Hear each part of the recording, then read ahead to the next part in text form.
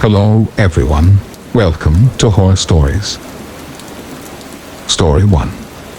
When we first saw the old house perched at the edge of our new small town, it was like stepping into another era. The agent told us it was a steal, a little fixer-upper with a lot of character and even more history. We fell in love with its Victorian charm, its sprawling garden, and the promise of quiet, rural life. The day we moved in, the air was filled with the scent of old wood and the distant sound of the wind whistling through the trees. But it was perfect, or so we thought. The discovery happened by accident. My youngest, Lily, was playing in the garden, her laughter a melody against the backdrop of rustling leaves. She stumbled upon a small, almost imperceptible door half buried under ivy and dirt. It was the entrance to the cellar we hadn't been told about. My curiosity outweighed my caution, and together, as a family, we decided to explore our unexpected find. The air inside was stale, thick with the dust of decades. As our eyes adjusted to the dim light, the first thing we noticed were the artifacts. They were objects that seemed out of place. A collection of old medical tools, some of which looked like they belonged in a museum or a horror movie, not in the basement of a family home. But it was the photographs that sent shivers down our spine. They were all yellowed with age, depicting the house and its surroundings, but with a sinister twist. Some showed gatherings of people in robes, their faces obscured, standing in circles with the house in the background. Others were more disturbing, suggesting rituals or worse. We should have left it all behind, sealed the cellar, and pretended it never existed. But curiosity is a powerful force. I started to research the house's history, digging through local archives, talking to the few neighbors who had been around long enough to remember the whispers of the past. The more I learned, the more I wished I could forget. The house had once belonged to a man shrouded in rumors and fear, a man who was said to have dabbled in the occult, conducting ceremonies and rituals that were better left unspoken. The townsfolk had a talking about it that suggested it was all just tall tales, but the photographs in our cellar suggested otherwise. Things began to happen. Objects moved on their own, doors would slam shut in the middle of the night, and the sound of footsteps echoed through the halls where no one was there. Lily started having nightmares, talking in her sleep about the shadow people in her room. My spouse and I felt it too, an oppressive, watchful presence, always just out of sight. It reached a climax one stormy night. The power went out, plunging the house into darkness. That's when we heard it. The sound of someone or something knocking from within the cellar door.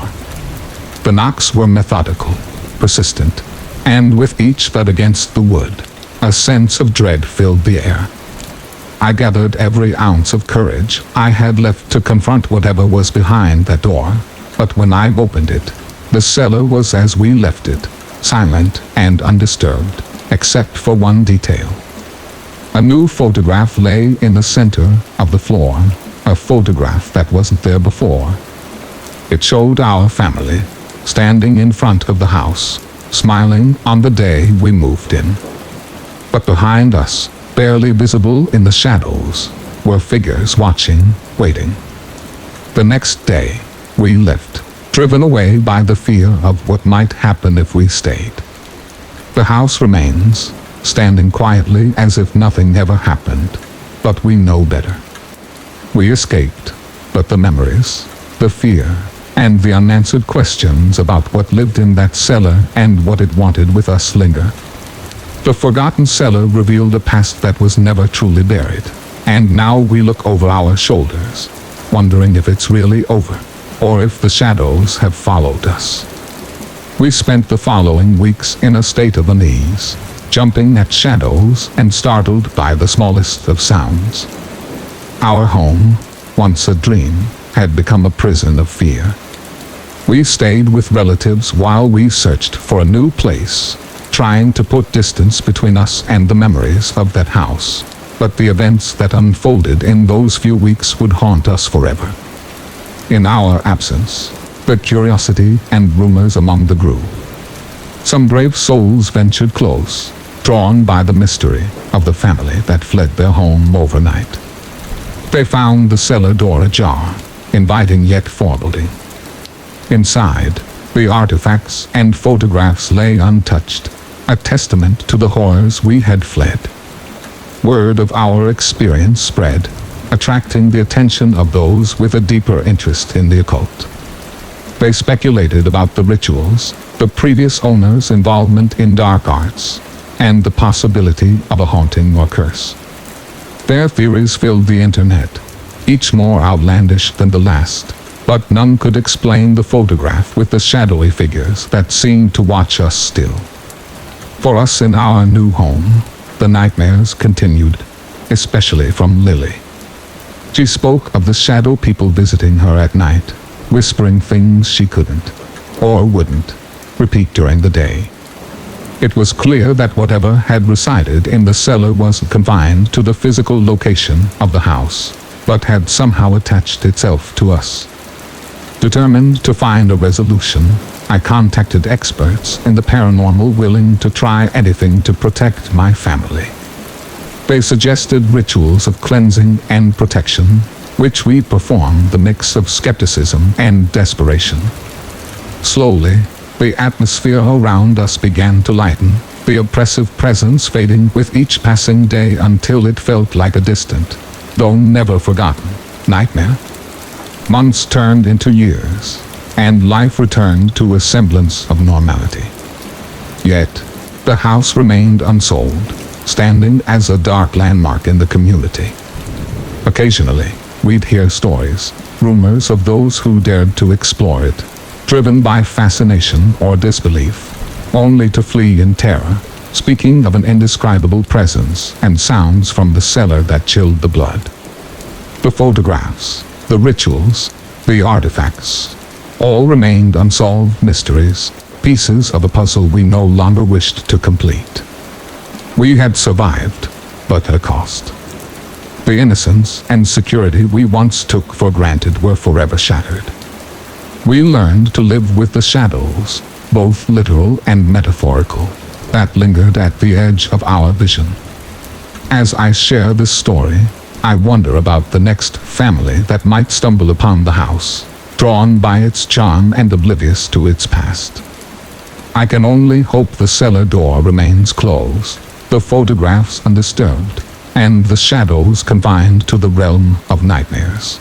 But deep down I know some doors, once opened, can never be fully closed again.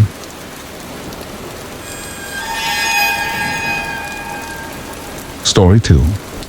The road trip had been a blast, a final adventure before we all went our separate ways to college, jobs, and whatever else adulthood had in store for us. The scenic routes, the late-night campfires, the endless playlists that became the soundtrack of our journey. It was everything we'd hoped for, but as we made our way back home, the mood shifted. Maybe it was the realization that this chapter of our lives was ending, or perhaps it was the storm that brewed on the horizon, dark and ominous. We were on a stretch of road known more for its folklore than its scenery. Legends of ghostly apparitions and eerie lights were common, the kind of stories we laughed off around campfires. That is, until we saw her, a figure, drenched from the rain, thumb outstretched in the universal sign of a hitchhiker in need. We debated driving past, but something in her posture, the way she seemed so vulnerable in the storm, made us stop. She slid into the backseat with a whisper of thanks. Her clothes soaked, her face shattered by the hood of her jacket.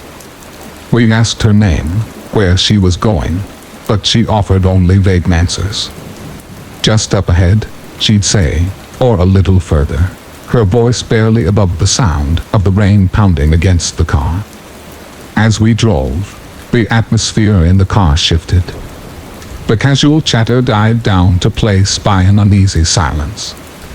Our passenger seemed to radiate a cold that no amount of heating could dispel. It wasn't long before we realized that just up ahead was leading us into the road stretched on, the landmarks unfamiliar, and the sense of direction lost. We are concerned. We decided to turn around to drop her off at the nearest town, but when we looked back, the seat was empty. No door had opened, no sound had been made, but she was gone. In her place, a small, aged notebook, its pages filled with names and dates, some going back decades. Curiosity overcame us. We traced the names, digging into local archives, uncovering a series of disappearances that matched the dates in the notebook. Each person had vanished without a trace, their last known location somewhere along this very stretch. The deeper we dug, the more we realized we were entangling ourselves in something beyond our understanding. Warnings came first as anonymous messages, then as direct confrontations. "Leave it alone," they'd say. "Some things are better left buried." But we couldn't. We were drawn to the mystery, to the hitchhiker who vanished into thin air, and to the stories of those who had disappeared before her. Her investigation led us to a decades-old unsolved crime, a tragedy that had occurred on the road we traveled. A young woman, much like our hitchhiker, who had vanished on a rainy night. Her disappearance marking the beginning of the legend we now found ourselves a part of. As we neared the truth, the danger became palpable. Our lives began to unravel. Friendships strained under the weight of fear and obsession. The closer we got, the more we felt watched, followed by shadows that moved just beyond the corner of our eye. It was clear we were being warned away. But by whom or what? We couldn't say. One night, determined to find answers, we returned to the stretch of road where it all began. The air was thick with anticipation, the storm clouds gathering as if to watch the final act of our story. And there, in the glow of our headlights, she appeared again. The hitchhiker, as real and as spectral as the night we first saw her. She spoke then, her voice a whisper carried by the wind. She told us of the night she died, of the crime that had gone unpunished, and of the souls, like hers, trapped in the limbo of the unsolved and the forgotten. Her story was a key, a plea for closure, not just for her, but for all those who had vanished along this haunted road. Their truth came to cost. We were marked by what we had uncovered, a bond formed not just among ourselves, but with the spirits we had sought to help. Our lives would never be the same, forever linked to the legend of the vanishing hitchhiker and the mystery of the road less traveled. In the end, we did what we set out to do. We brought attention to the unsolved crime, stirred the conscience of a community, and perhaps offered some peace to the restless spirits. But we also learned that some mysteries are a doorway to the unknown, and once opened, they can never truly be closed. The investigation consumed us, an obsession that pushed the boundaries of our reality. We pieced together the tragic events of the past, connecting the dots between the vanished and the one who took the young woman. Our hitchhiker became a beacon, guiding us through the darkness of unsolved mysteries and into the light of truth. We found allies in unexpected places, individuals touched by the lost ones who had waited years for answers. Together, we built a case, a mosaic of evidence that painted a picture of a predator, a figure who had stalked the shadows of this road for decades.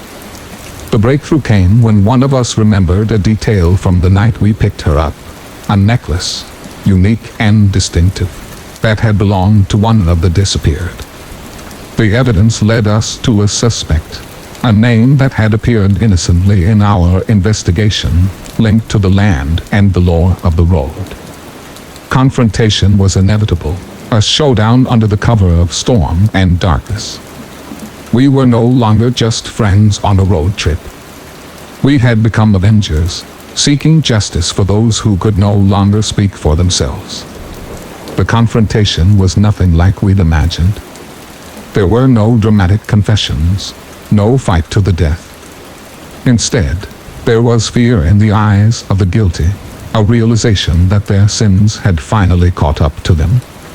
The authorities took over from there, unraveling the web of deceit and bringing long-awaited closure to families who had lost hope. In the aftermath, we were changed. The innocence of our youth was a casualty of our journey, replaced by the weight of knowledge and the responsibility of our actions. We had stepped into a world that was larger and more complex than we'd ever imagined. A world where the line between the living and the dead was blurred. The road trip that had started as a last hurrah before adulthood had become a rite of passage, a journey into the heart of darkness and back again. We went our separate ways, carrying the scars of our experience but also the knowledge that we had made a difference.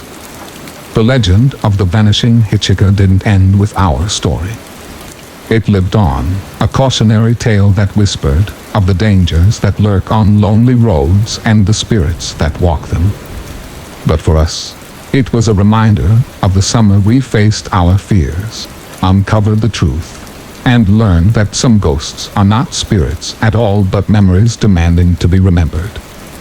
Years later, we would return to that stretch of road, not as investigators or avengers but as pilgrims, paying homage to the journey that had forged us. The road was quieter now, the shadows less menacing, but the memory of our hitchhiker lingered, a guardian spirit watching over travelers and guiding the lost to safety. In the end, the vanishing hitchhiker was not just a ghost story, but a testament to the power of friendship, the pursuit of justice, and the belief that even the most forgotten souls deserve to be remembered.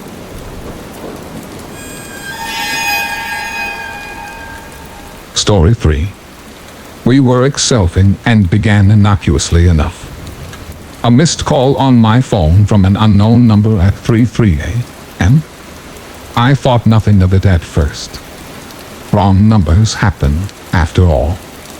But then it happened again the next night, and the night after that. It was the same time, always silent when I answered, a mixture of annoyance and sleep-fogged curiosity. The calls were unsettling, but it was the occurrences around my home that truly began to unnerve me. Objects would be slightly out of place. A feeling of being watched would creep over me in the dead of night, and shadows seemed to linger just a little too long in the corners of my vision. I tried to rationalize it, to convince myself it was the product of a stressed mind and lack of sleep. But deep down I knew there was something more, something sinister at play. Driven by a need for answers and an increasing sense of dread, I began to investigate. My first step was to trace the calls, but each attempt led to a dead end, an unregistered number, untraceable, as if it didn't exist. My frustration grew, as did the intensity of the occurrences. Whispers in the silence of the night, the feeling of cold breath on the back of my neck, and the escalating sense of an unseen presence encroaching upon every aspect of my life. The breakthrough came unexpectedly. While researching ways to trace the calls, I stumbled upon a forum for victims of stalking. There, I found stories eerily similar to my own, and one in particular struck a chord. It was a case from several years ago, involving silent calls that escalated into a terrifying stalking ordeal. The victim had documented their experiences, ending with the eventual capture of the stalker, an individual with a history of such behaviors, driven by an obsession that knew no bounds. Armed with this new knowledge, I reached out to the authorities, sharing my experiences and the parallels I had discovered. I initially met with skepticism, The persistence of the calls and the mounting evidence of someone, or something, lurking in the shadows of my life eventually convinced them to take action. The investigation uncovered a web of connections that I couldn't have anticipated.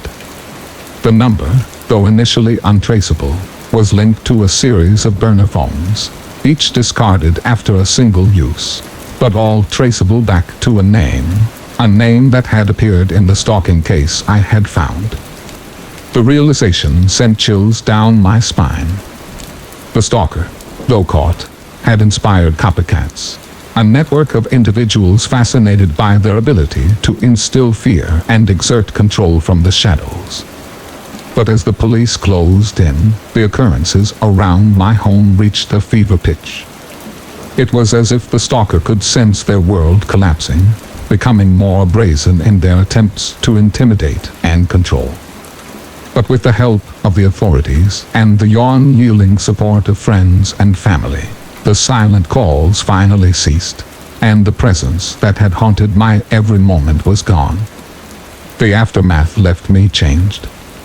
The experience had opened my eyes to the darkness that lurks just beneath the surface of our everyday lives, hidden behind unknown numbers in the veil of anonymity. But it also taught me the strength of resilience, the importance of seeking help, and the power of community in facing down our darkest fears. The silence of the night no longer holds the same terror it once did. Now it's a reminder of what I've overcome, a testament to the light that can dispel the shadows. But every so often, in the quiet moments before dawn, I find myself listening, half expecting the phone to ring. A silent call in the darkness, a ghost of the past reaching out, yet the night remains silent, a silent assurance that some nightmares are over, even as they leave their mark on our souls. Despite the cessation of the calls and the semblance of normality that had begun to weave its way back into the fabric of my life, the shadow of those silent calls lingered, while the person behind them had been caught, a figure shrouded in the anonymity of the digital age. Driven by a disturbing blend of obsession and the thrill of the hunt, yet the question of why me remained unanswered, a puzzle missing its final piece. My search for closure led me down a path I hadn't expected to take. The more I delved into the psyche behind stalking, the more I realized how deeply interconnected our lives had become through the web of social media and technology, and my own digital footprint, innocuous as it seemed, had unwittingly made me a target. It was a sobering realization, one that prompted me to reevaluate my online presence and the information I shared so freely. Perceiving the community that had rallied around me during those dark days became a source of strength and inspiration.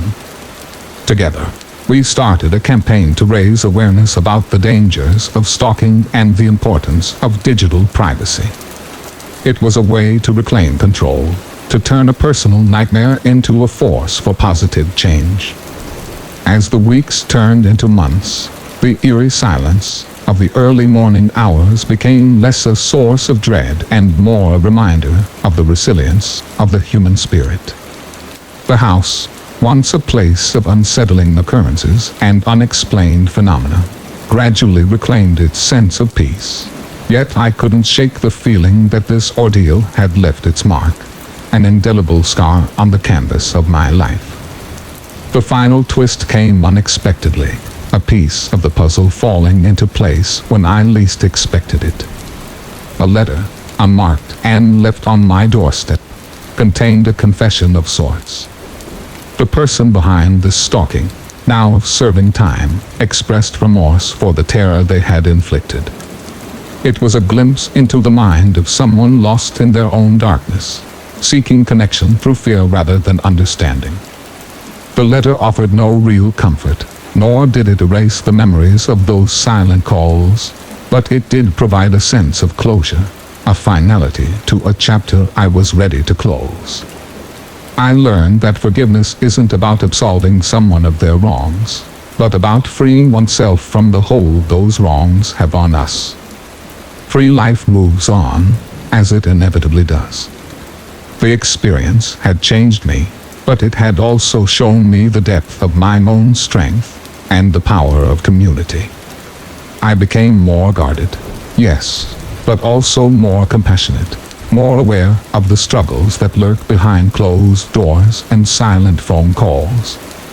The night, once a time of fear, now brings a sense of reflection.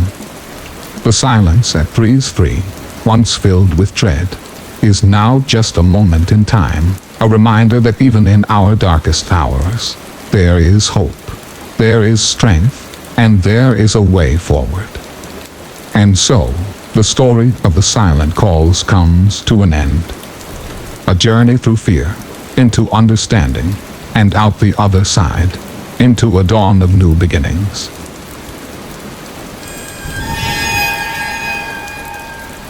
Story 4.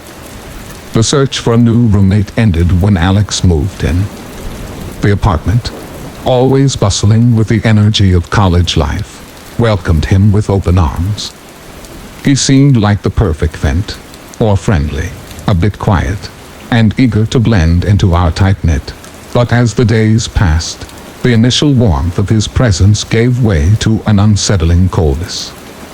It started with small things, food disappearing from the fridge, belongings moved from their places, and doors left inexplicably open.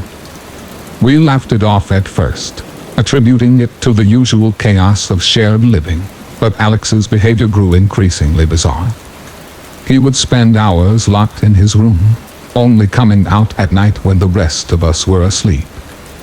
Conversations with him felt strained, his once friendly demeanor replaced by sharp, cold responses, or more. The atmosphere in the place of mounting tension and unease. We noticed strange marks on the walls of Alex's room, symbols that were neither art nor accidents.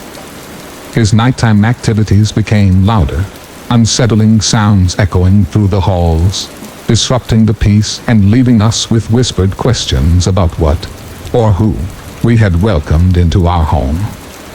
Our concerns reached a breaking point when one roommate, Sarah, swore she woke to find Alex standing over her bed, watching her sleep. It was dismissed as a nightmare, but the seed of fear had been planted. We could no longer ignore the signs that something was deeply wrong. Determined to understand, we decided to confront Alex to seek answers and hopefully ease the growing fear. But he was gone. His room, once a locked enigma, stood open and empty. What we found inside chilled us to the bone.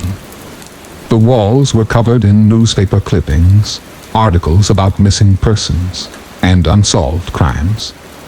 In the center of it all, a journal filled with ramblings about a need for control, for power, and a disdain for those he lived with. The police were called, and the truth about Alex began to unravel. His past was a tapestry of violence and manipulation, a trail of broken lives left in his wake. We learned that Alex was not his real name. He was a fugitive, hiding in plain sight, using our unsuspecting trust as a shield. The apartment felt tainted after that. The memories of laughter and camaraderie were overshadowed by the realization of the danger we had unknowingly lived with. We struggled with guilt, wondering how we could have been so blind, how we could have missed the signs that, in hindsight, seemed so glaring. As we moved forward, the experience haunted us. The trust we had in others, once given freely, was now guarded, a barrier erected to protect ourselves from unseen threats. The apartment, once a home, became just a place to sleep, its walls echoing with the whispers of what had occurred within them. The last roommate had left us with a legacy of fear, a reminder of the darkness that can hide behind a friendly smile. We learned to be more cautious, to question and to protect each other.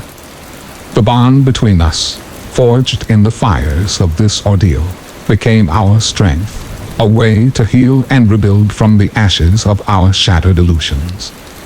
In the weeks that followed, Our lives were consumed by the fallout of Alex's departure. The apartment, once a bustling hub of activity and laughter, had become a somber place. The conversations about our days and dreams were replaced with discussions on safety measures, background checks, and the process of healing. We were interviewed by the police, our home scrutinized as part of their investigation, a constant reminder of the close call we had experienced. The realization that we had shared our home with someone capable of such darkness was a weight that pressed down on us. It challenged our perceptions of normalcy, of the ability to truly know those we let into our lives. Yet in the shadow of our fears, we found a resilience we didn't know we possessed. We leaned on each other, our friendships deepening in ways we couldn't have anticipated, bonded by a shared ordeal. We eventually decided to stay in the apartment, refusing to let Alex's presence define our experience there. It was a difficult decision, fraught with memories we'd rather forget, but it also felt like a necessary step in reclaiming our space. We held a small ceremony, a way to symbolically cleanse the apartment of the negativity that had seeped into its walls. Friends and family came, offering support and love, helping to fill the rooms with laughter and warmth once again. It was in time we found a new roommate, Jamie, whose energy and kindness helped to further heal the wounds left by Alex. Jamie was aware of what had happened, and their sensitivity to our experience was up. With Jamie, the apartment began to feel like home again, a place of safety and community. Yet the experience had left its mark. We were more cautious, yes, but also more aware of the importance of community, of looking out for one another. We became advocates for tenant rights and safety, using our story to push for better resources and protections for rent. It was a way to make sense of the senselessness, to find purpose in the pain. The last roommate, though a shadow of the past, served as a stark reminder of the unpredictability of life, but it also underscored the strength found in unity and the power of resilience. We had come through the other side changed, but also stronger, more connected, and with a deeper understanding of the complexities of the human condition. Her story, a cautionary tale of trust and betrayal, eventually became one of recovery and solidarity. As we moved forward, we carried with us the lessons learned from that harrowing chapter, a testament to the light that can emerge from the darkest of places.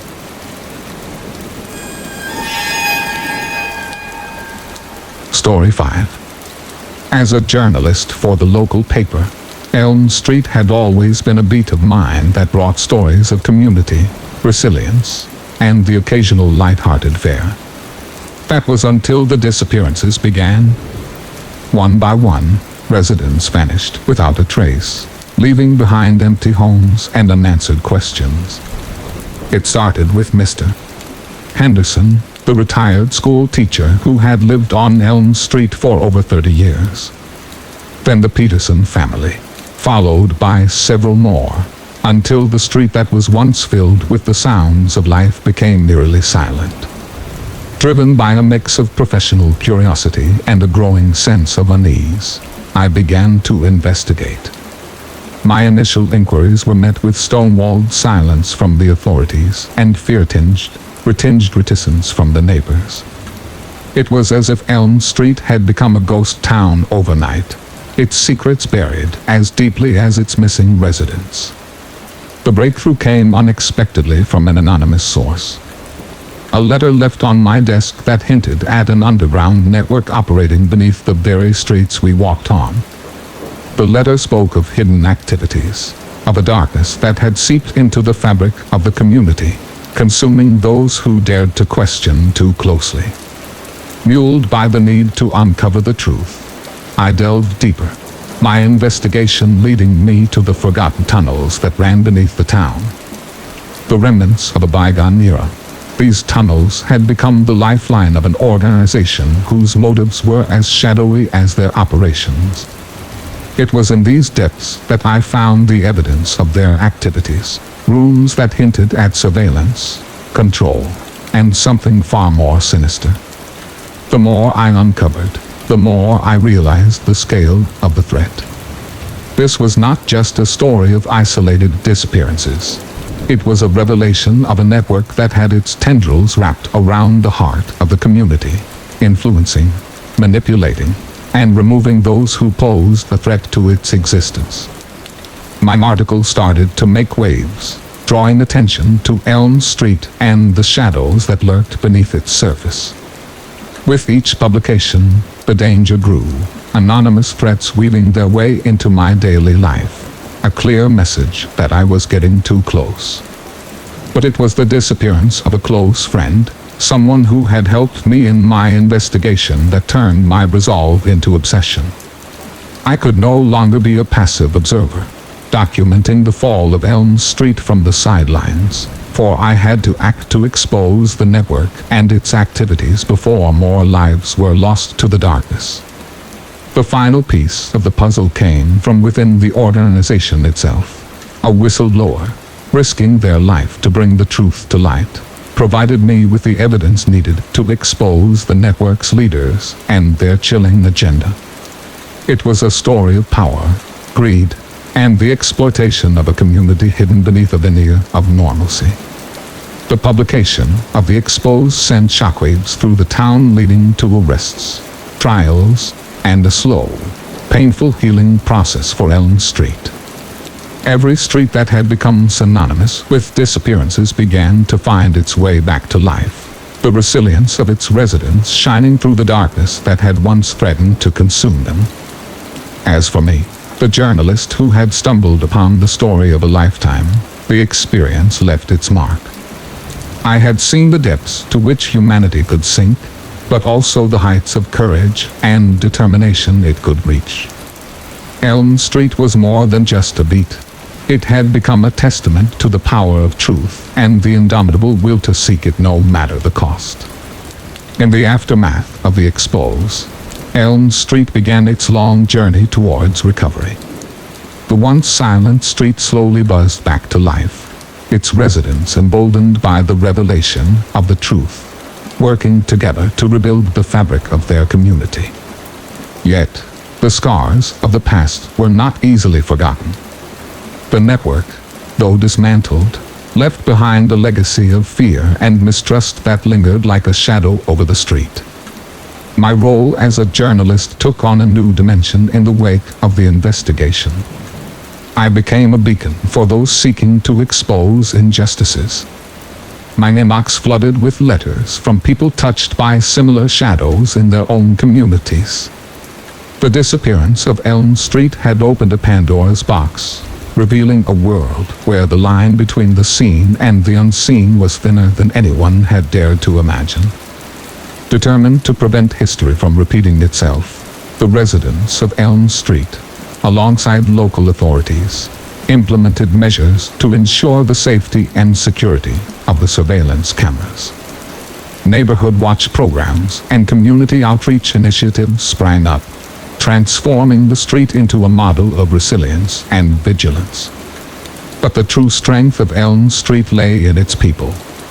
Stories of courage, of neighbors banding together in the face of adversity, became the new legends of the street. The annual block party, once a simple gathering, evolved into a celebration of survival and solidarity, a testament to the indomitable spirit of the community. As for the underground tunnels, they were sealed off, a concrete tomb for the dark secrets they once held. Yet, they remained a symbol of the vigilance required to guard against the return of such darkness. Tours were organized, led by those who had been at the forefront of the fight, including myself. We shared our stories, not to sensationalize, but to educate, to ensure that the lessons of Elm Street were not forgotten. In the years that followed, Elm Street became a case study in the power of community and the importance of transparency. My articles on this subject turned into a book, a detailed account of the investigation and its aftermath, serving as both a cautionary tale and a beacon of hope. But the story of Elm Street was more than just a chapter in my career. It was a reminder of the responsibility that comes with seeking the truth, of the impact that one voice can have in the darkness. It taught me that while evil may lurk in the shadows, so too does the potential for heroism and healing. The disappearance of Elm Street, once a mystery that threatened to engulf a community, had become a story of triumph, a narrative woven into the tapestry of the town's history. And as I walked down the street, now vibrant with life and laughter, I couldn't help but feel a sense of pride, not just in what I'd accomplished, but in what we as a community had overcome together.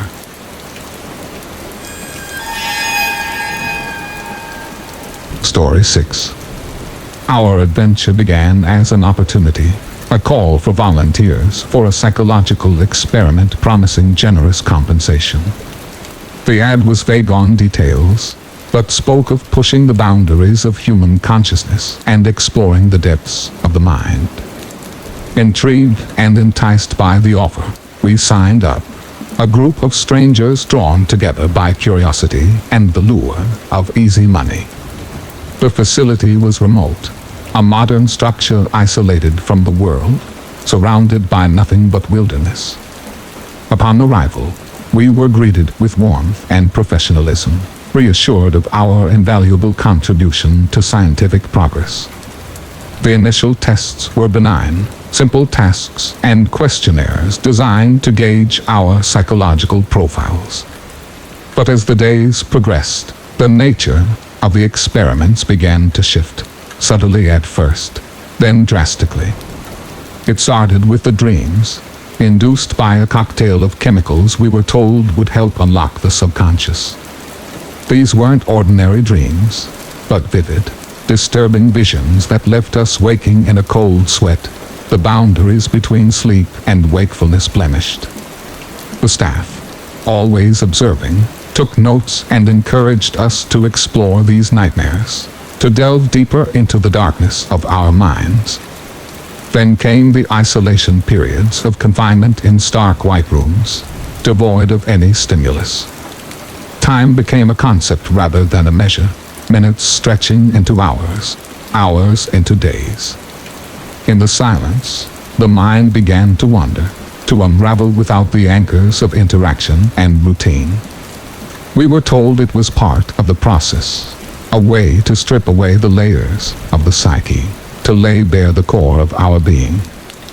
But the true nature of the experiment revealed itself gradually, a sinister objective hidden behind the guise of scientific inquiry. We were not just exploring the mind, we were breaking it with subjects in a study on psychological endurance and the limits of human sanity. The facility, our prison, became a labyrinth of psychological manipulation, each turn designed to test, to push us further into the abyss. Attempts to leave were futile. The facility was secure, the staff unyielding, their reassurances now hollow echoes in the corridors of our confinement. It was in this despair that we found unity, a sheer determination to survive, to resist the experiment's attempts to fracture our minds. The turning point came when one of us, driven to the edge of madness, discovered a flaw in the facility's security. A plan was formed, a desperate bid for freedom that relied on subterfuge and the element of surprise. We became not just subjects, but participants, actors in a play of our own design, using the very tools of our torment to engineer our escape. The breakout was chaotic, a blur of adrenaline and confrontation. We learned that the facility was part of a larger, more ominous project, one with tendrils extending into the corners of power and ambition. Our escape was not just a flight from captivity, but a rebellion against a system that sought to control and manipulate the very essence of humanity. Once free, the challenge became not just to recover from the ordeal, but to expose it, to ensure that what happened in the facility could not be repeated. Our group, bound by shared trauma, became advocates for oversight and ethical boundaries in psychological research. The experiment, intended to break us, instead revealed the strength of the human spirit, the unyielding will to survive, and the power of unity in the face of adverse story, a testament to the resilience of the mind, serves as a cautionary tale of the dangers of unchecked scientific exploration and the depths to which humanity can sink in the name of progress. The aftermath of our escape from the facility was just the beginning of a much larger battle. Exposing the experiment and its backers required navigating a maze of legal and media challenges, a testament to the experiment's reach and the resources at its disposal. Once mere subjects of a twisted study, became symbols of resistance, our story igniting a public outcry for transparency and ethical accountability in scientific research. The legal proceedings were arduous, a David against Goliath battle where every victory was hard-fought. The facility, though abandoned by the time authorities arrived, left behind enough evidence to piece together the scope of the experiment. The researchers, hidden behind layers of corporations and non-disclosure agreements, were gradually exposed, their justifications of advancement, and the greater good crumbling under the weight of their actions. Public hearings and investigations revealed the depth of the experiment's ambitions, a chilling vision of a world where the mind was not a sanctuary but a battlefield. The revelations prompted a global conversation on the ethics of psychological research, leading to stricter regulations and oversight bodies dedicated to protecting the rights and well-being of research subjects. For us, the survivors of the experiment, the fight for justice was intertwined with the struggle to reclaim our lives. The bonds formed in the crucible of the facility became our lifeline, a mutual support network that helped navigate the aftermath. The experience had changed us, leaving scars that might never fully heal, but also instilling a resilience and a sense of purpose that had been absent before.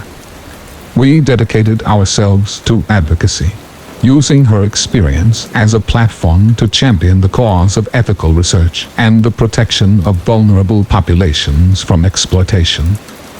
Her efforts, though met with resistance, gradually made an impact, a ripple effect that promised to shield future generations from the horrors we had endured. The experiment, intended to deconstruct the human psyche, instead highlighted the complexity and resilience of the human spirit as a dark chapter, but one that ultimately contributed to a brighter future, a testament to the idea that even the most harrowing experiences can lead to positive change. As the years passed, the facility and its experiments became a cautionary tale, a reminder of the thin line between exploration and exploitation. A group, once defined by our victimhood, became advocates. Our legacy not one of suffering, but of strength, of a refusal to be broken by the ambitions of those who sought to control the very essence of who we are. In the end, the experiment was more than just a story of survival. It was a narrative of awakening, a call to vigilance in a world where the pursuit of knowledge can sometimes eclipse the values of humanity and compassion. It was a reminder that in the darkest of times, the human capacity for resilience, for unity in the face of adversity.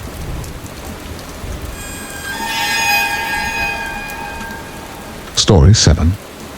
Our escape to the cabin was supposed to be a break from the world, a chance to reconnect and recharge away from the chaos of our daily lives. The cabin, nestled in the heart of the woods, offered the perfect backdrop for a weekend of stories, laughter, and the warmth of friendship. It was an idyllic setting, untouched by time and hidden from the eyes of the world. The discovery of the journal was accidental, a forgotten relic tucked away in the depths of an old drawer. Its leather cover was worn, the pages yellowed with age, but the words inscribed within it were as clear and as chilling as if they had been written yesterday. It detailed the life of a man who once called this cabin home, a man who spoke of being hunted by someone he once knew, a friend turned foe in a twisted tale of obsession and revenge. Intrigued, we delved into the story, each page drawing us deeper into the man's paranoia and fear. He wrote of being watched, of seeing shadows move in the woods, and of the feeling of being followed, a presence always just out of sight. The journal ended abruptly, the final entries filled with frantic scrawls that spoke of a confrontation, a final showdown in the woods that had become his prison. We laughed it off at first, a story too fantastical to be true, the product of an isolated mind unraveling in the solitude of the woods. But then the feeling of being watched began to creep over us, an unnerving sensation that we were not alone. Shadows seemed to move with intent, and the rustle of leaves took on a sinister whisper, echoing the fears laid bare in the journal. Here the game of cat and mouse began innocently enough, a series of pranks we attributed to nerves and an overactive imagination. But as the weekend progressed, the line between paranoia and reality blurred, acronyms went missing, footprints appeared outside our windows, and the once comforting isolation of the cabin felt like a trap, sealing us in with an unseen adversary. The realization that the story of the journal might be more than just the ramblings of a madman set in as we found ourselves ensnared in a deadly game. Our pursuer, whoever they were, was playing by rules we didn't understand, using our fear as a weapon against the woods. Once a place of beauty and tranquility became a labyrinth of terror, each tree a potential hiding spot, each shadow a harbinger of danger. Our escape from the cabin was not a decision taken lightly. The journey back to civilization, a trek through the dense woods, was fraught with danger, real or imagined. Every sound was a potential threat, every movement a sign of our pursuer closing in.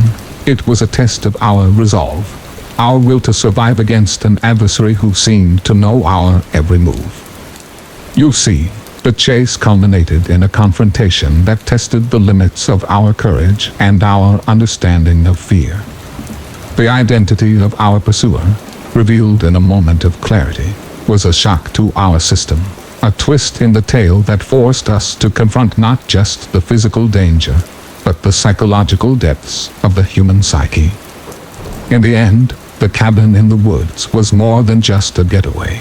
It was a crucible, a trial by fire that revealed the strength of our bonds and the indomitable spirit of the human will. The journal, once a curiosity, became a testament to the dangers that lurk in the shadows of the mind, a reminder that sometimes the greatest threats are not from the unknown, but from the all too familiar. The aftermath of our ordeal, a cabin left us changed, bonded by a shared trauma that transcended the laughter and camaraderie that had initially brought us together. The woods, once an escape, now held a haunting echo of our fears, a reminder of the fragility of peace and the lurking presence of danger in the most serene of places. In the weeks that followed, we grappled with the memories, the sense of being watched by a shadow that lingered long after our return to the safety of our homes. The journal, with its tales of paranoia and pursuit, became a symbol of our own experience, a bridge between the past and our present, between the imagined fears of its author and the very real threat we had faced. The identity of our pursuer, a revelation that had come in the heat of our final confrontation, forced us to confront uncomfortable truths about trust, betrayal, and the darkness that can dwell within those we consider friends.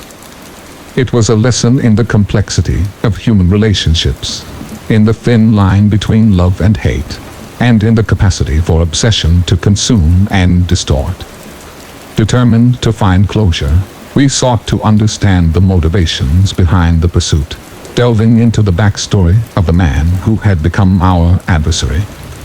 What we discovered was a tapestry of grief, jealousy, and a descent into madness that mirrored the narrative laid out in the journal.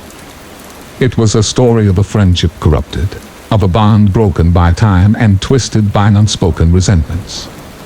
Our recovery was slow, a process of healing that involved facing our fears and the trauma of our experience.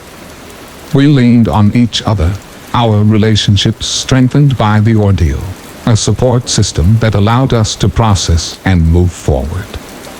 The cabin, once a place of refuge, now stood as a monument to our survival, a testament to the strength found in unity and the will to overcome. In time, the story of our weekend at the cabin became a part of us, a shared chapter in the story of our lives. We returned to the woods, not to the cabin, but to the edge of the wilderness that had once threatened to consume us as a pilgrimage of sorts, a way to confront the past and reclaim the beauty and tranquility of nature that had been marred by our experience.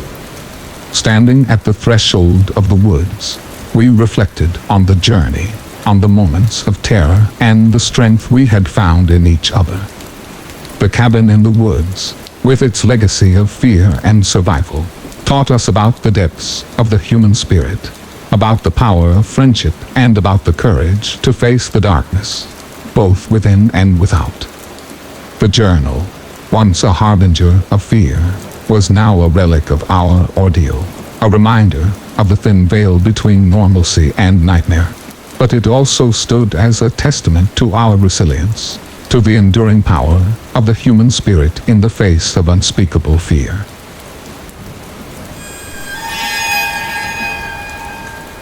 Story 8. My journey into the shadows began with a discovery that would forever alter the course of my life. As a budding photographer, the allure of capturing moments, freezing time through the lens of a camera, was not just a passion but a calling. The move to my new apartment, a quaint, slightly run-down space in a peaceful town, was the fresh start I needed. Among the remnants left by the previous occupant, I found a collection of old film rolls, hidden away in a forgotten corner of a dusty closet, driven by curiosity and the thrill of uncovering lost moments. I set about developing the film in my makeshift darkroom. What I expected to find were snapshots of everyday life, perhaps memories cherished by someone long gone.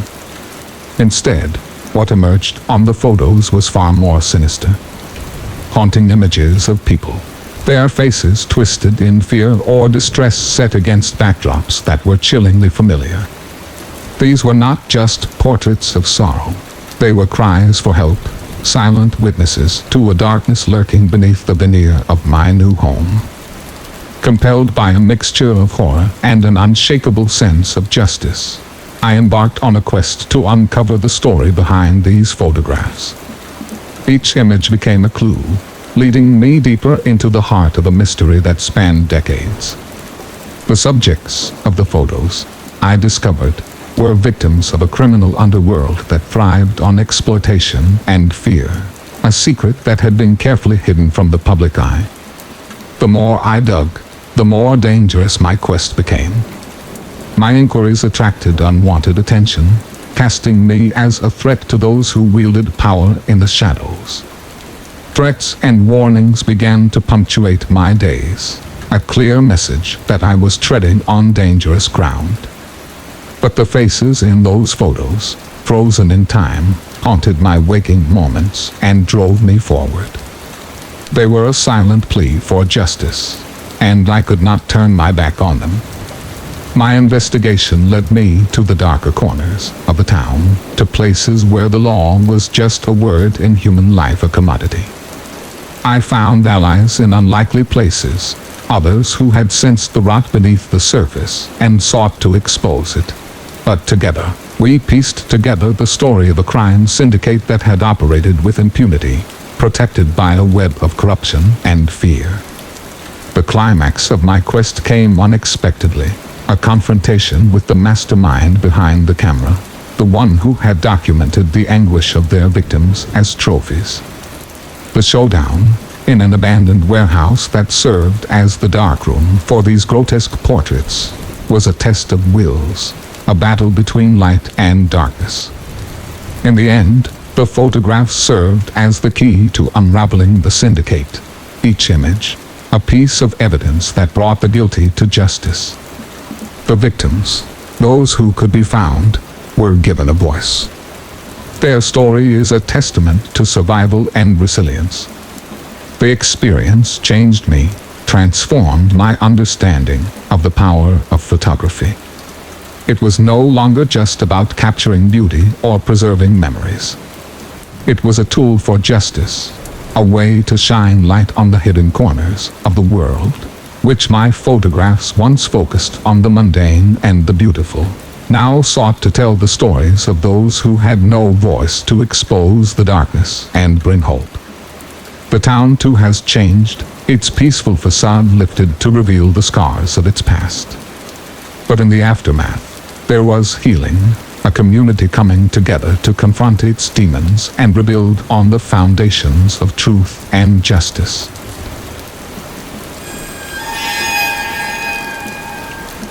Story 9. My first day at the Hilltop Hospital was unlike anything I could have anticipated. Located at the edge of a small, secluded town, the hospital stood as a relic of a bygone era, its history shrouded in rumors of unethical experiments and unexplained phenomena. I'd always been drawn to places with a story, and Hilltop Hospital, with its troubled past and whispers of hauntings, intrigued me. Yet, nothing could have prepared me for the reality of working there. As I walked through the dimly lit corridors of my first night's shift, the silence was oppressive, broken only by the occasional echo of my footsteps. The air felt heavy, as if charged with the weight of untold stories, as I was on edge, jumping at every shadow and unexplained noise. It was during one of my rounds, checking on the patients in the East Wing, that I first heard it. A faint whisper, almost imperceptible, coming from a room at the end of the hallway, room 413. The patient chart indicated it was currently unoccupied. Curiosity overcame my apprehension, and I approached the door, my hand trembling slightly as I reached for the handle. The room was shrouded in darkness, save for the sliver of moonlight that slipped through the partially opened window. As my eyes adjusted, I scanned the room, finding it empty. Yet, the temperature was noticeably colder, and I couldn't shake the feeling of being watched. Over the following weeks, the unexplained occurrences only escalated. Patients began speaking of seeing figures in their rooms at night, people who weren't there whispering secrets and warnings. Many were dismissed as hallucinations, side effects of medication, or the product of fevered dreams. But the consistency of the stories, always mentioning the same shadowy figures, the same whispers, began to unsettle even the most skeptical staff. Driven by a mixture of fear and determination, I started digging into the hospital's archives, searching for anything that could shed light on these phenomena. What I uncovered was more horrifying than I could have imagined 4 decades ago. The hospital had been the site of a series of unethical experiments, conducted under the guise of medical research. Patients had been subjected to treatments without their consent, many of which had devastating effects on their physical and mental health. It was said that some of the subjects had never left, their spirits trapped within the walls of Hilltop Hospital, tormented by their unresolved anguish. One night, drawn by an inexplicable pull, I found myself standing outside room 413 again. The air was thick with anticipation, as if the room itself was waiting for me. With a deep breath, I pushed the door open and stepped inside. The moonlight revealed a figure standing by the window, its form barely more than a shadow, yet unmistakably human. Our eyes met, and in that moment, I felt an overwhelming surge of emotions, not my own, but those of the figure before me.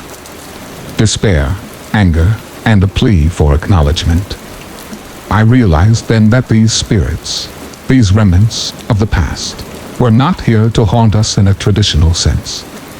They were here because their stories had been forgotten, their suffering buried in the hospital's dark history. We sought recognition and acknowledgement of their pain and a chance to find peace. From that night on, I dedicated myself to uncovering the truth about the experiments, documenting the stories of those affected, and sharing them with the world. It was a daunting task, one that often left me feeling as if I was fighting against an invisible force determined to keep these secrets hidden. But I persisted, driven by a sense of justice for those who had suffered in silence.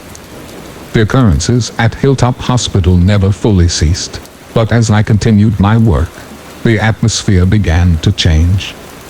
The air felt lighter, the shadows less oppressive. It was as if the hospital itself was healing, the spirits finding solace in the recognition of their stories. My time at Hilltop Hospital taught me that some places hold more than just the memories of the living. They are echoes of the past, whispers of those who have gone before us, seeking to be heard, and sometimes all it takes to free them is to listen.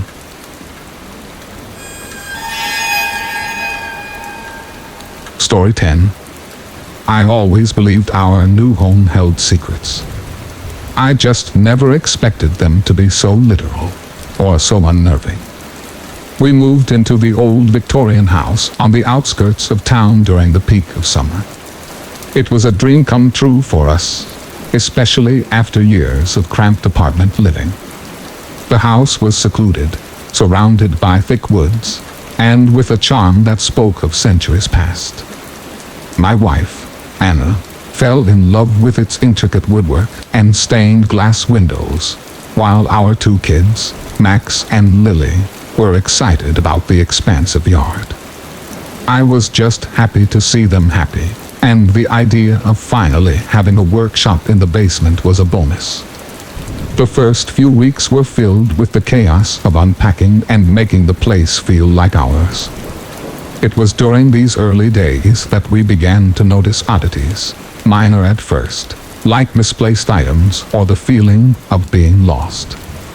We attributed these to the stress of moving and the kids' active imaginations. However, as time passed, the occurrences became harder to dismiss. Started with sounds in the walls, scratching and soft thuds in the dead of night. Anna and I joked about the house settling or being haunted, trying to keep the atmosphere light for the kids, but the unease grew when Max came to us one. His eyes wide with fear, claiming he saw a pair of eyes watching him through his bedroom vent. We inspected the vent, finding nothing but dust and darkness. Yet, the incidents escalated.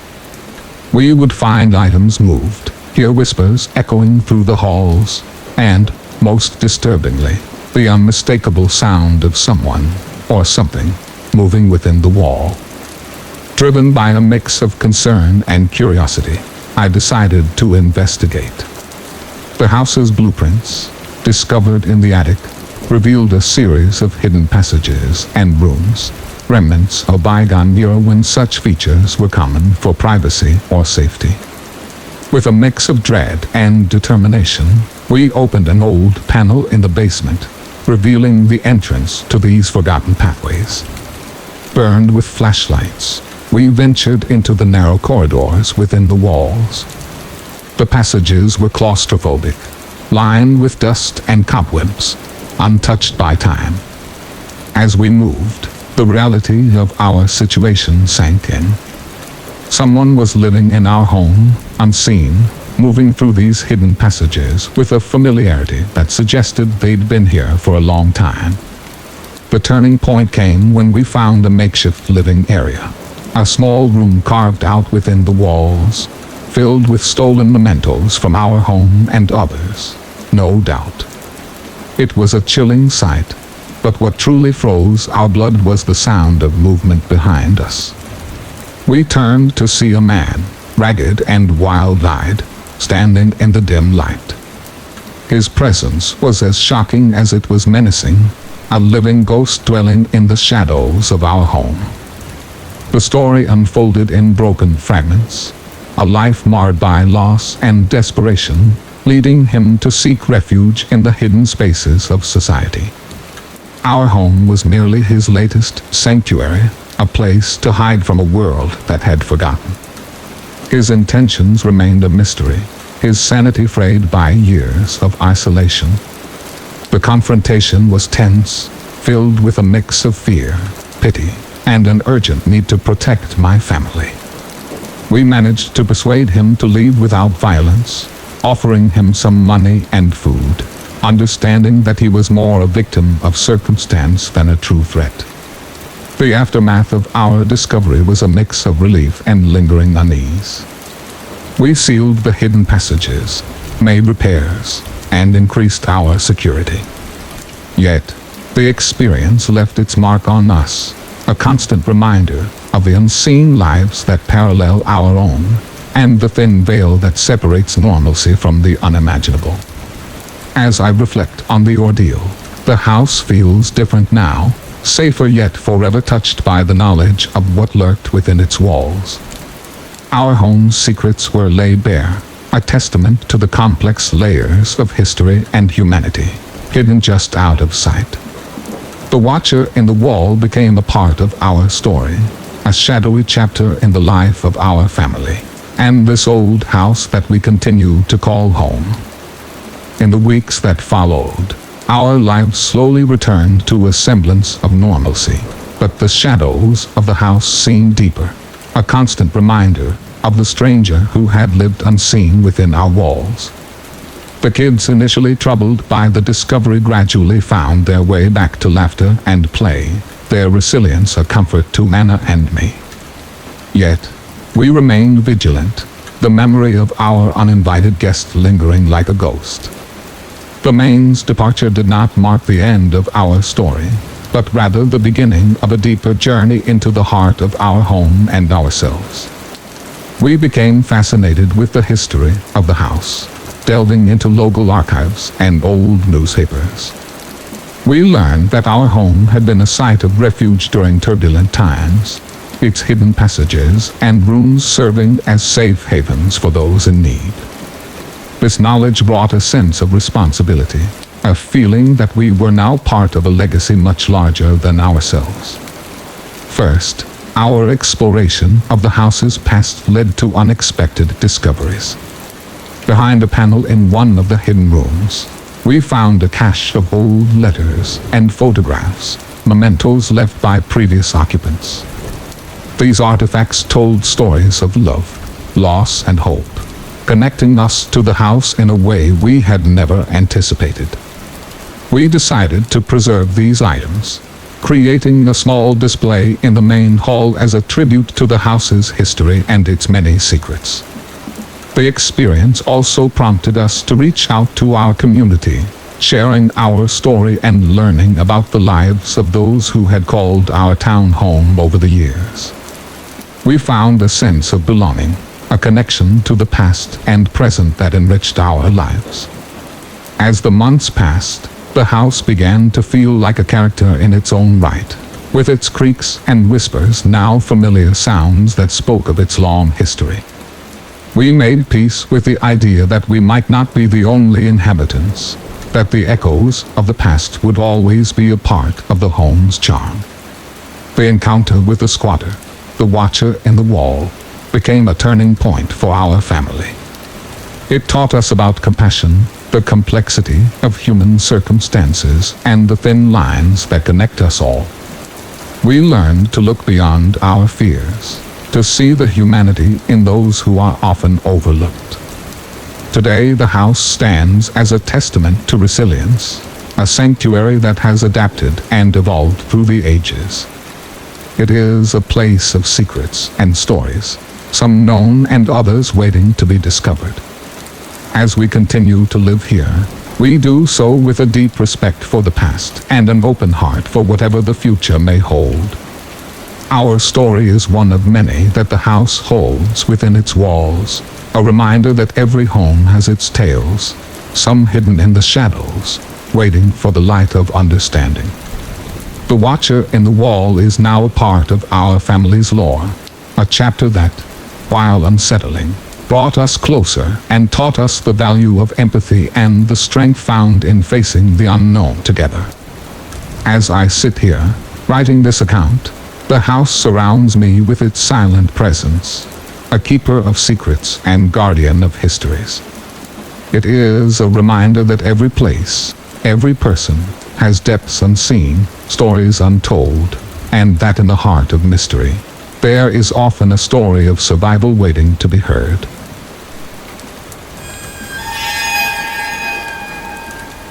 Story 11. The old quarry on the outskirts of town had always been shrouded in rumors and tales of misadventure. It was a place where the boundary between legend and reality blurred, where the echoes of the past seemed to mingle with the present. As kids growing up in a small, seemingly sleepy town, the quarry was the ultimate test of courage. A challenge whispered about in school corridors and at the edges of campfires. Remember the summer that changed everything, a time when innocence was lost in the murky depths of the quarry. It began as a dare, the kind that had fueled countless adventures before. But this time, it was different. This time, it was Alex who took the challenge. Alex, with his wild heart and a thirst for proving himself, declared he would be the one to uncover the quarry's secrets. The day he went missing was like any other summer day. Sun high, the air thick with heat, and the promise of a storm lingering on the horizon. We watched as Alex, with a determined glint in his eye, dove into the water, his laughter echoing off the stone walls that encased the quarry like a fortress. Minutes passed, then hours. The sun began its descent, painting the sky in hues of orange and purple, and Alex did not return. Panic set in as twilight approached. Calls for help were made, and soon, the quarry was swarmed with search teams and worried onlookers. The search for Alex unveiled more than any of us could have anticipated. As divers plumbed the depths of the water, they discovered an entrance to a network of underground tunnels hidden beneath the quarry's surface. The entrance was old, its origins lost to time, but it was clear that it had been used, and recently. The tunnels led to a revelation that shook the town to its core. They were remnants of the town's founders, a labyrinth that served purposes so dark. They had been scrubbed from the town's history. These passages were used for rituals, for meetings shrouded in secrecy and laden with intentions far removed from the values the town now held dear. Within these forgotten corridors, Alex was found, not harmed, but changed. He spoke of visions, of whispers that filled the tunnels, guiding him to safety. His tale was one of terror and wonder, of a history alive within the stone, reaching out to him through the veil of time.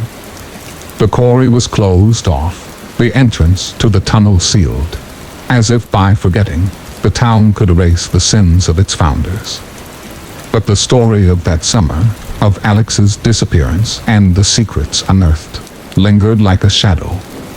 In the years that followed, the old quarry became a symbol of the unseen, a reminder that beneath the surface of our quiet lives lie stories waiting to be uncovered. It taught us that bravery is not just about facing physical dangers, but also about confronting the truths that lie hidden in the dark corners of our history. As for Alex, he left the town shortly after his ordeal, driven by a newfound purpose to explore the mysteries of the past. His adventure at the quarry became a legend, a cautionary tale of curiosity and the unyielding power of the unknown, and the quarry itself. It remains silent and watchful, a keeper of secrets, its waters hiding depths untold. But every so often, on quiet nights when the wind whispers through the trees, You can hear the echoes of a past that refuses to be forgotten, calling out to those who dare to listen.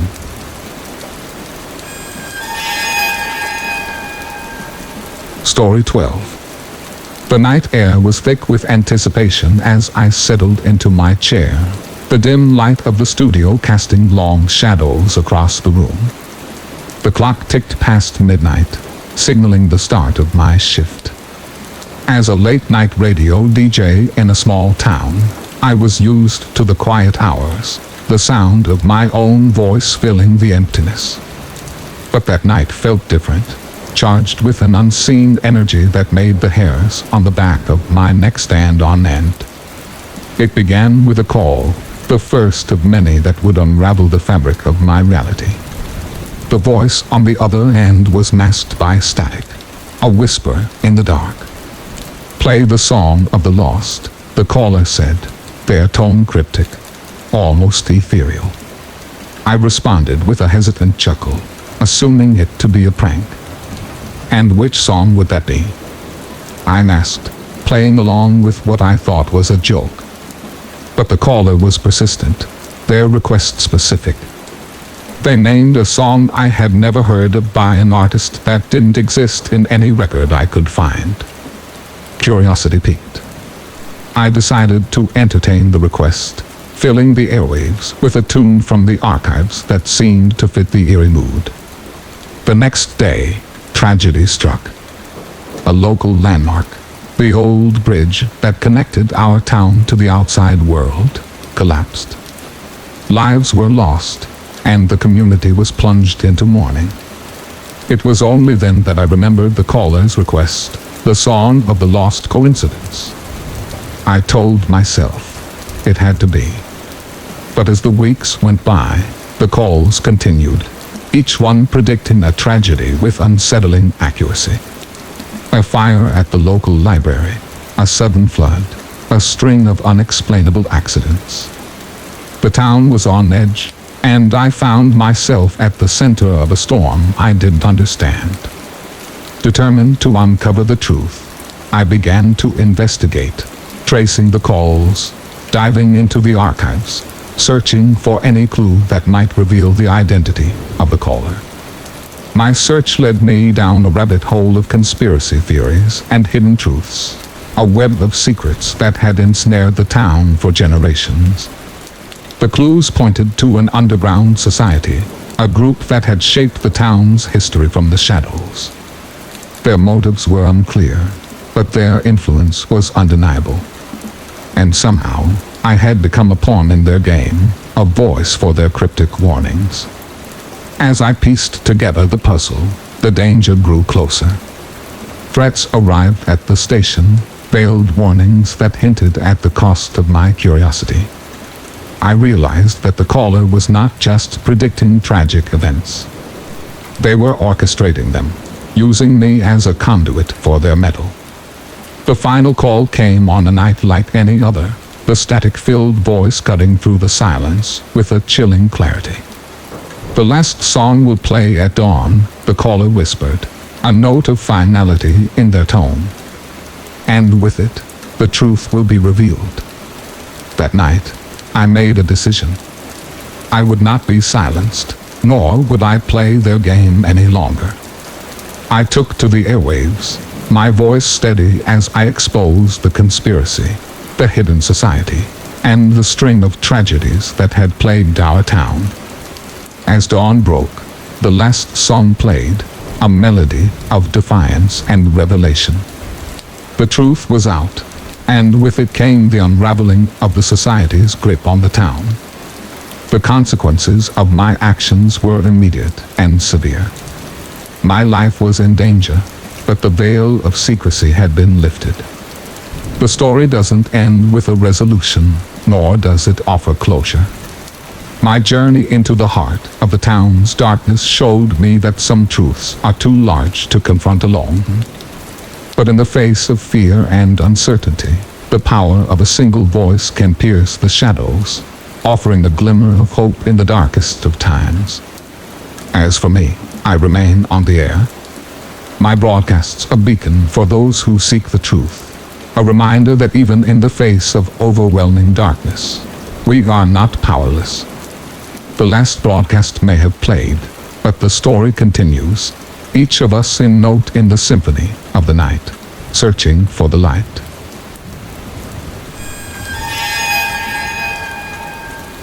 Story 13. Inheriting the old mansion on the outskirts of town was unexpected. My family had long distanced themselves from the ancestral home, its history, and the rumors that clung to it like ivy. Yet, upon the passing of a distant relative, we found ourselves the sole heirs to what was known locally as the Mirror House. The hallways lined with most peculiar feature. The hallways lined with mirrors, a design choice attributed to one of my eccentric ancestors. They were not merely decorative. Each mirror was an antique, their frames ornate and imposing, reflecting more than just the physical. They were said to be the windows to the soul, revealing truths hidden deep within. At first, the idea of living in such a house was exciting. The mansion was a labyrinth of rooms and corridors, each turn unveiling a part of our family's history. But the fascination soon turned to unease. We began to notice anomalies in our reflections, subtle at first, easily dismissed as tricks of the light or the product of an overactive imagination, a smile where there should have been none, a movement not mirrored in the real world, an expression of sorrow or anger fleeting across our reflected faces. These oddities became more frequent, more pronounced. The reflections began acting independently, displaying behaviors and emotions we did not feel or express. It was as though they had lives of their own, lives that were tangentially connected to ours yet distant. The turning point came when the reflections started revealing things we hadn't known, secrets about our family that had been buried for generations. It was as if the mirror served as a medium, a conduit through which the sins of our ancestors were made manifest. One evening, as I wandered the hallways, lost in thought, I caught sight of my reflection standing perfectly still, its eyes locked on mine. It raised a finger to its lips, a universal gesture for silence, before pointing behind me. I turned half expecting to see someone, but the corridor was empty. When I looked back, my reflection had resumed its normal mimicry. Something was coming, something that had been set into motion long before we arrived. The events that followed were like dominoes falling in quick succession, each one more disturbing than the last. Residents, misfortunes, and tragedies began to plague our family, each foretold by the actions of our reflections, desperate for answers. I delved into the mansion's history, uncovering the legacy of darkness. The mirrors, I learned, were not mere collectors of light and image. They were bound by a pact, a curse that had ensnared my family. Each generation faced trials, the mirrors reflecting not just the physical realm but the moral and spiritual decay that had seeped into our lineage. Confronting this truth was not enough to break the cycle. The mirrors demanded acknowledgement, a confrontation with the sins of the past. It was a journey that took us to the brink, facing not just the ghosts of our ancestors but the darkness within ourselves. As I stand before you now, recounting this tale, the mansion looms in the background, its windows dark, the mirrors silent. But the silence is deceptive. The house lives, breathes, and watches, waiting for the next stair to cross its threshold. The journey through the Mirror House was a journey through the soul, a reminder that some legacies are not just inherited but must be confronted, understood, and, if possible, redeemed. Her story is one of many that the mansion holds, a testament to the power of the past and the strength required to face it.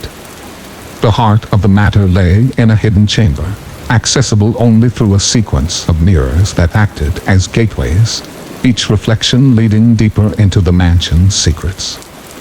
It was here that we found the origin of the curse, a room devoid of dust and time, preserved as if waiting for us. At the chamber's center stood a singular mirror, grander and more foreboding than any other in the house. Its surface rippled like water touched by wind, beckoning us to look. But this mirror did not reflect the present. Instead, it unveiled the past, showing the moment the curse was forged. Bersil's ancestor, driven by grief and hunger for power, had struck a deal with a being from beyond the veil. The mirrors were the price of that bargain, serving as both prison and conduit for a spirit bound to serve our family, granting prosperity at a terrible cost. Each generation paid in secrets and sins, feeding the spirit with darkness within their souls. Understanding the nature of the curse was the first step. Breaking it required something more, something that had eluded our family for generations, the willingness to face the consequences of our actions, to acknowledge the pain caused by our ancestors and ourselves. The decision to confront the spirit was not made lightly. We stood before the mirror, our reflections gazing back at us with an intensity that bordered on the tangible.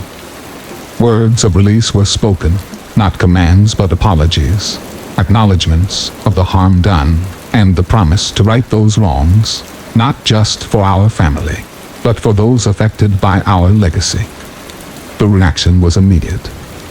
The mirror's surface churned, the spirit manifesting not as a monster, but as a reflection of our ancestor twisted by years of imprisonment and the weight of uncounted sins. The exchange was silent, a communication of emotions and intentions, a negotiation of release and redemption. The breaking of the curse was not without its price. The mansion, bound as it was to the spirit's presence, began to age rapidly, the magic that had preserved it dissipating. We barely escaped as the house crumbled, the mirrors shattering, releasing the spirit, and with it, the hold it had over our family. In the aftermath, we were left with nothing but the land on which the mansion had stood and the memories of what we had experienced. But we were free, unburdened by the past and the curse that had shaped our destiny. The legacy of the Mirror House lives on, not as a place, but as a lesson. We learned that some doors once opened cannot be closed, and some legacies must be faced, no matter the cost or reflections.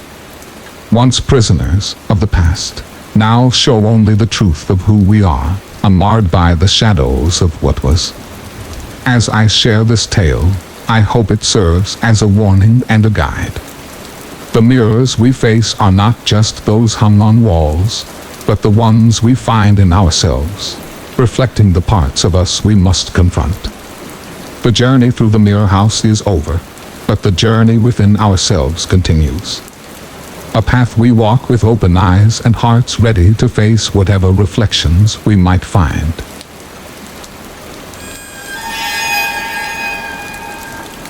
Story 14. It was a fresh start in a city teeming with life, yet beneath its vibrant surface lay dormant secrets, eager for the curious and the brave.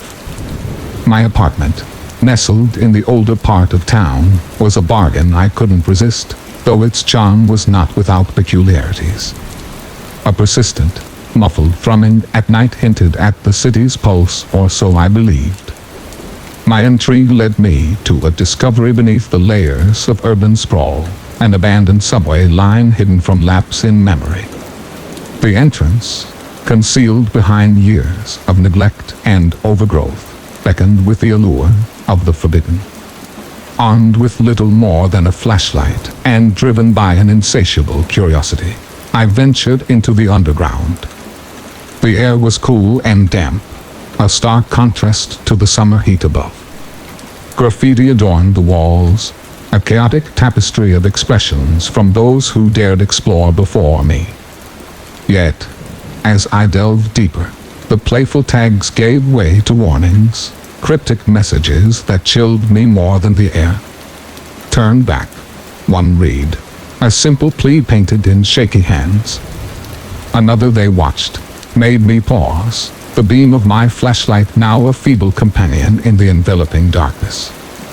The silence of the abandoned tracks was oppressive, broken only by my footsteps and the distant drip of water. I came upon an old platform.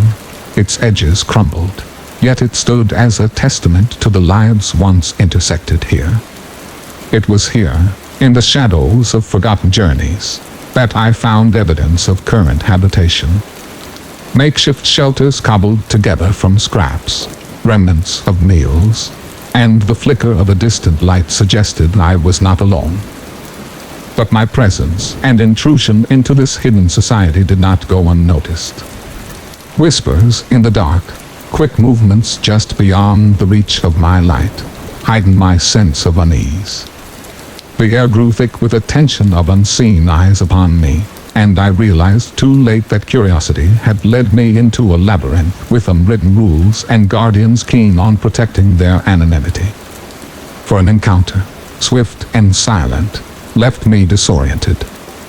A figure cloaked in the remnants of the world above, bare face obscured, stood between me and the path I had come. Words were exchanged, though their meaning was veiled in threats and warnings. They spoke of their society, a collective of the dispossessed and the disillusioned, finding solace in the shadows from a world that had forsaken them. My intrusion was a breach of their sanctity, a threat to the fragile peace they had cultivated in the depths of neglect. As for the choice of silence or consequence, I agreed to leave, to forget the paths that led to their doorstep. The journey back was a blur, guided by the unseen hand of my silent captor, until the light of the surface world greeted me once again. Emerging from the depths, the city's noise felt alien, a stark reminder of the worlds that coexist in ignorance of each other. My apartment, once a haven, now felt like a cage, trapping me with the knowledge of what lies beneath, of a society thriving in the shadows, guarding its secrets against the intrusiveness of the world above. The days that followed were restless, a mix of fascination and apprehension consuming my thoughts. The city above ground continued its rhythmic dance, oblivious to the heartbeat I had discovered beneath its streets. The encounter in the underground haunted me, a constant reminder of the fine line between the seen and the unseen. My curiosity, once a beacon leading me into the depths, now felt like a burden, heavy with the responsibility of knowledge. Despite the warnings, the pull of the underground was irresistible. I found myself drawn to the entrance time and again, a silent observer on the threshold of two worlds. The pact I'd made weighed on me, a promise to forget, yet how could one unsee the unseen? For society below, with its rules and shadows, was a mystery I felt compelled to understand, not as an intruder, but as a seeker of truths hidden in plain sight. One evening, under the guise of darkness, I ventured once more into the depths. This time, however, my approach was cautious, respectful of the boundaries I had once crossed without thought. I left offerings at the entrance, a gesture of goodwill, an attempt to bridge the gap between us. Food, blankets, and batteries, simple tokens that spoke of my intentions. To my surprise, the gifts were accepted. Over time, silent rapport developed between me and the guardians of the underground. Notes were exchanged, initially fraught with suspicion but gradually opening into a dialogue. They shared stories of their world, a society built on the foundations of mutual respect and shared hardship. I learned of their struggles, their dreams, and the bonds that tied them to the shadows. In turn, I shared stories of the world above, a gesture of trust that bridged our disparate lives. It was through these exchanges that I began to see the beauty in their resilience, the strength in their community. They were not just survivors. They were protectors of a fragile sanctuary, a world apart yet intrinsically linked to the one I inhabited. Their interactions remained confined to the boundaries of the underground, a mutual understanding that preserved the sanctity of their domain. Yet, in this exchange, a transformation occurred within me. The city, with all its noise and chaos, took on a new meaning. It was no longer just a place of concrete and steel but a tapestry woven with stories, some visible, others hidden in the depths, waiting for the curious and the brave to uncover. The underground society, with its secrets and shadows, became a part of my world, a reminder of the diversity of human experience. In their resilience, I found a reflection of the city's spirit, vibrant and enduring, a testament to the will to find light in the darkest of places. As I write this, the entrance to the underground remains a gateway to a world beneath our feet, a world that thrives in silence, guarded by those who have found their sanctuary in the shadows. A journey into the depths has ended. But the story of the underground lives on, a narrative woven into the fabric of the city, a whisper among the thrum of life above.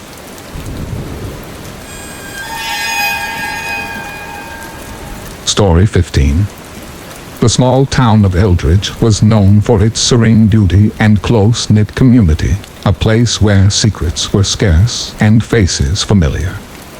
Yet a chilling phenomenon began to unravel the fabric of this quiet town as residents started experiencing unexplained memory loss, erasing chunks of their lives as if they were never lived. Detective James Rowan, a figure known for his keen intuition and unwavering dedication, found himself at the heart of this mystery. It started with scattered reports, each as bewildering as the next. An esteemed teacher forgetting decades of his career, a mother unable to recognize her own child, and an artist staring blankly at his masterpiece, questioning its origin. Rowan, with a personal history deeply entwined in Eldridge, felt the weight of the town's distress. His investigation uncovered a disturbing pattern. The victims had all visited the same, seemingly innocuous location within days of their memory loss, a quaint bookstore at the edge of town. Digging deeper, Rowan discovered the bookstore was a facade for a clandestine operation, once spearheaded by Dr. Helena Forsyth, a neuroscientist with a controversial past. Forsyth had been obsessed with the concept of memory manipulation, driven by the tragic loss of her own memories in an accident years prior. The detective's own past became a key to unraveling the mystery, as he realized his late wife, a researcher who had once collaborated with Forsyth. Sifting through his wife's notes, Rowan pieced together the scope of Forsyth's ambition to erase traumatic memories, thereby alleviating human suffering. However, the experiment had spiraled out of control, affecting not only targeted memories, but entire swaths of personal history. Brune's confrontation with Forsyth in the dimly lit corridors of her makeshift laboratory beneath the bookstore was tense. Amidst rows of advanced equipment and flickering screens, Forsyth admitted to her deeds, her justification a tapestry of grief and warped benevolence. She revealed her ultimate experiment, using Rowan as an unwitting subject. Believing his unresolved grief over his wife's death made him a prime candidate for her salvation. The revelation hit Rowan like a physical blow. Fragments of memories he had thought lost began surfacing. Moments with his wife, her fears about the experiment's ethical implications, and her eventual distancing from Forsyth's project. It was a battle not just for justice, but for Rowan's identity, his history, and the memories that defined him. With the evidence gathered, Rowan orchestrated a raid, bringing Forsyth's operation to light. The aftermath was a melancholy victory. Forsyth was arrested, her experiments halted, but the scars left on the town and its people were indelible. In the quiet that followed, Rowan found himself at the edge of Eldridge, looking out over the landscape that had cradled his life and loss. The case had been solved, yet the detective was left with a haunting realization. The memories we hold dear are not just recollections, but the very essence of our being, fragile and precious. As Eldridge grappled with the aftermath of Forsyth's experiments, Detective Rowan found himself at a crossroads of personal and professional reckoning. The town slowly began to heal, with victims receiving support to rebuild their lives.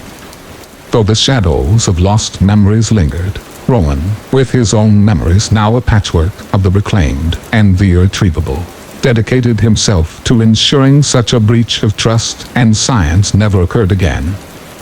In the months that followed, Rowan, alongside a team of experts, developed a program aimed at supporting the victims of the memory theft, utilizing Forsyth's research for good. They sought ways to restore what was lost, though the detective knew some things were forever changed. The story of Eldridge and its brush with the manipulation of memory spread, igniting debates on ethics, the nature of memory, and the limits of scientific pursuit. Rowan found himself at the center of these discussions, his story a poignant reminder of the human cost of unbridled ambition. Yet, amid the turmoil, life in Eldridge began to find a new rhythm. The town's resilience shone through, its community stronger for having faced the darkness together. Detective Rowan, once a guardian of the town's peace, now stood as a testament to the enduring strength of the human spirit, a beacon for those navigating the murky waters of loss and recovery.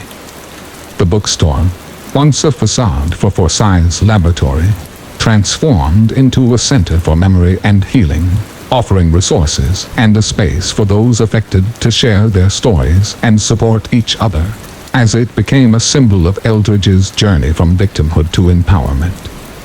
Rowan's personal journey intertwined with the town's led him to a deeper understanding of his own loss. The detective found solace in the memories he had reclaimed, the love and pain intertwined in each recollection.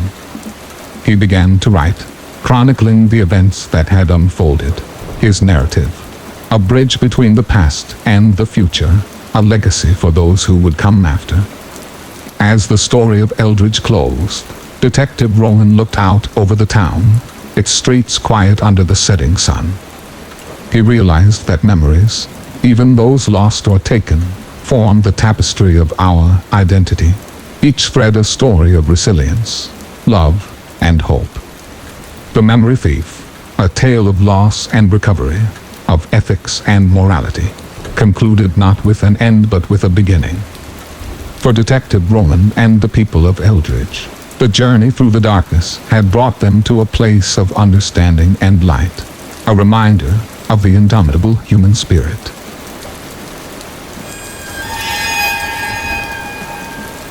Story 16. It's in the quaint town of Merriweather, known for its antique shops and historical estates. I, Evelyn Carter, found myself drawn to the allure of rare collectibles. My passion for antique dolls, each with its own history and mystery, had led me to countless auctions and estate sales. Yet, nothing prepared me for the discovery at the old Winslow estate, a collection that would unravel the fabric of my reality. The estate sale was like any other, with treasures and trinkets from the bygone era laid out with care. But nestled among the usual fare was a collection of dolls, each so lifelike it was unsettling. The auctioneer, a gaunt man with knowledge as vast as his curiosity, whispered tales of the doll maker, Jonathan Winslow, a reclusive artist obsessed with immortalizing his deceased children through his creations. Intrigued and undeterred, I acquired the set unaware that I was inviting a legacy of tragedy into my home. The dolls named after Winslow's children, Amelia, Benjamin, and Clara, were exquisite, their faces painted with meticulous detail, eyes that seemed to hold depths of sorrow. For soon after, strange occurrences began to unfold within the walls of my home. Free items moved without explanation, whispers echoed in the dead of night, and dreams so vivid they felt real. Mirroring the tragic lives of the Winslow children, Amelia's fall from grace, Benjamin's unrequited love, and Clara's untimely demise, determined to uncover the truth, I delved into the Winslow family history, uncovering a dark pact made by Jonathan Winslow. In his grief, he sought the forbidden knowledge to bind the souls of his children to the dolls, a desperate attempt to keep them by his side forever. The ritual, however, required a trade, a living soul for each child to walk the earth once more. The realization dawned on me as events in my life began to mirror those of the Winslow children, love lost, opportunities missed, and danger lurking in the shadows. The dolls, I understood, were not mere vessels but anchors, pulling me into a cycle of tragedies not my own. First, with a choice, I sought the help of a local medium, a woman rumored to possess the ability to commune with the other side. Together we unraveled the bindings, a dangerous task that threatened to consume us both. The ceremony was arduous, filled with unseen forces battling to maintain their hold. In the end, as dawn broke, the house fell silent, the oppressive weight that hung in the air lifted. The dolls, once vibrant with unseen energy, now lay dormant, their expressions serene. Jonathan Winslow's pact was broken, the souls of his children freed to find peace, and with them my own life returned to a semblance of normalcy. But the scars remained, a reminder of the price of obsession and the lengths to which grief can drive a soul. The dolls, now a part of Meriwether's history, serve as a cautionary tale, their silent forms watching over my home, guardians of a secret that almost cost me everything. As the dust settled on the ordeal, life in Meriwether resumed its gentle pace, yet the shadows of the past lingered in the corners of my home. The dolls, now devoid of the spirits that once animated them, stood as silent sentinels, a constant reminder of the thin veil between the tangible and the unseen. In the weeks that followed, my fascination with antique dolls wanted, replaced by a deeper understanding of the objects we choose to surround ourselves with, each carrying its own history, its own energy. The Winslow dolls, however, remained in my possession, a decision that puzzled even me. Perhaps it was a sense of duty, a guardian of their legacy, or a reminder of the journey I had undertaken, the boundaries I had crossed. The story of Jonathan Winslow and his children became a subject of quiet speculation in Meriwether, a tale whispered in the digwide of the local pub, a story that chilled the spine yet warmed the heart. It was a tragedy, a father's love-turned obsession, but also a story of liberation, of souls finally at peace. Curiosity, once a driving force in my life, now took a backseat to caution, a respect for the unknown. Yet, the world is full of mysteries, each waiting for the right moment to unfold. The Winslow estate, now cleared of its last dark secret, passed into the hands of a new family, the echoes of the past hopefully silenced forever. But peace is often a delicate balance, and the town of Meriwether, with its rich history and secrets buried deep, remained a place where the past was always just beneath the surface. As for me, Evelyn Carter, the experience had changed me, not just as a collector, but as a person who had glimpsed the depths of human sorrow and the resilience of the spirit. The dolls took their place among my collection, no longer just objects of beauty but of profound lessons learned. They reminded me that every item we hold dear carries a story, a fragment of the universe's vast tapestry.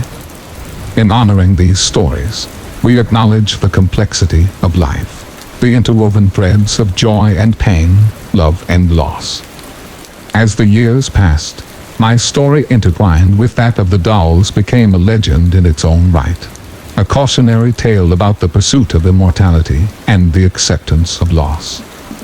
It served as a reminder that sometimes letting go is the only way to truly hold on, to move forward while keeping the past as a guide, not a chain. The dollmaker's house, once a place of sorrow and dark dealings, transformed in the annals of Meriwether's lore into a beacon of understanding, a testament to the power of the human heart to overcome, to heal, and ultimately to find peace in the acceptance of life's impermanent nature.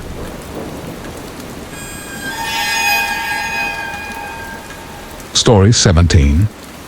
Returning to my hometown of Eldridge Falls after years away was like stepping into a time capsule. The town, with its quaint streets and familiar faces, seemed unchanged by the passage of time. As a journalist, my travels had taken me to corners of the world filled with stories of joy and despair, but Eldridge Falls, with its annual harvest festival, held a nostalgia that was irresistible. The Harvest Festival was the highlight of the year, a celebration of community and the bounty of the land that sustained it. It was a tradition that dated back generations, a testament to the town's resilience and unity. Cover the festival, capturing the essence of Eldridge Falls' enduring spirit. However, beneath the veneer of celebration and communal joy, a more sinister narrative began to unfold. Within the weeks leading up to the festival, whispers of disappearances began to surface. At first, they were dismissed as rumors, the kind that small towns are prone to. But as the list of missing individuals grew, a chilling pattern emerged. Each disappearance coincided with the Harvest Festival's preparation period, a detail that piqued my journalistic instincts. Delving into the town's archives, I uncovered a series of articles, each reporting similar disappearances stretching back decades, always in the weeks leading up to the festival. These stories, it seemed, were systematically buried, relegated to the back pages of history. The deeper I dug, the clearer it became that Eldridge Falls harbored a secret, one veiled by the camaraderie and festivities of the Harvest Festival. My investigation led me to the outskirts of town, to the old Thompson estate, a sprawling property abandoned and reclaimed by nature. Local lore spoke of the estate with a mix of fear and reverence, a place where the town's founders had first settled, and where the Harvest Festival's roots ran deepest. It was there, hidden beneath the overgrowth and decay, that I discovered the heart of the mystery, a sacrificial cult operating in the shadows, guided by the belief that the land's fertility required a darker nourishment.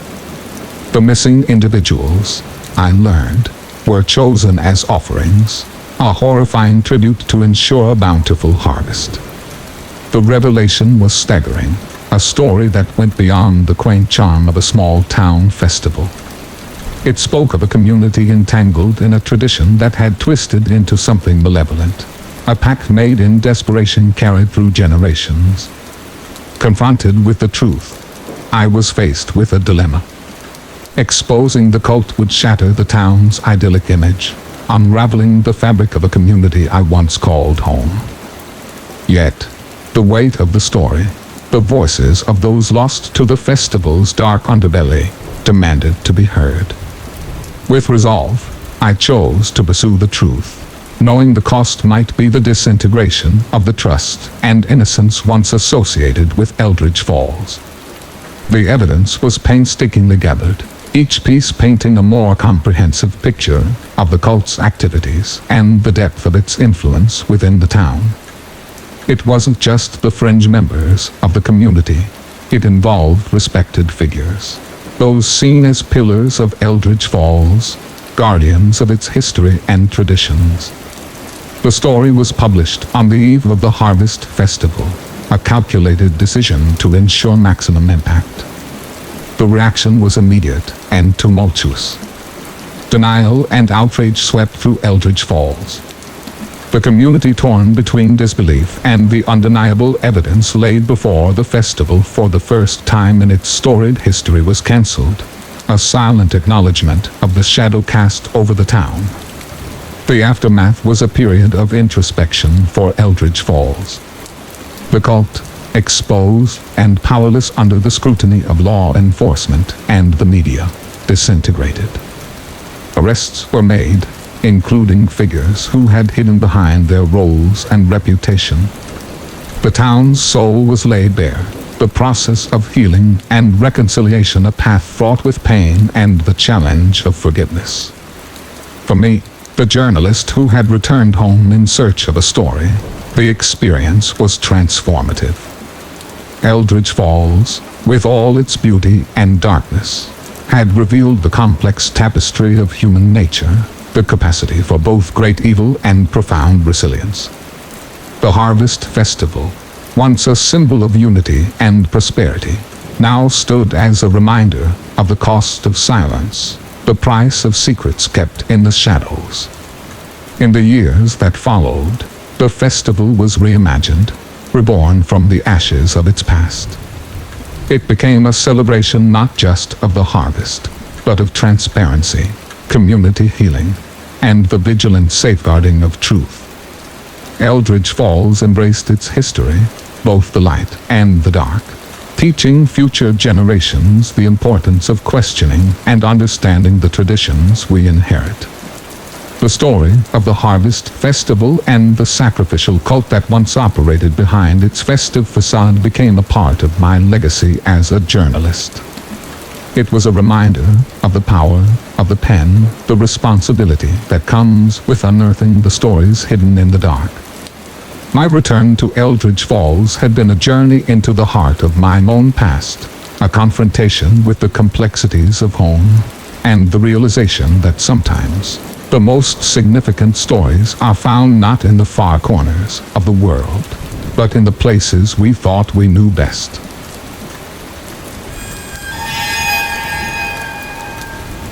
Story 18. The allure of contributing to groundbreaking research on insomnia was compelling. As one of the selected volunteers, my journey began with optimism, intrigued by the promise of a cure and the hefty compensation that accompanied participation for the project. Spearheaded by the renowned yet enigmatic Dr. Alexei Morozov and his team, promised to revolutionize the understanding and treatment of sleep disorders.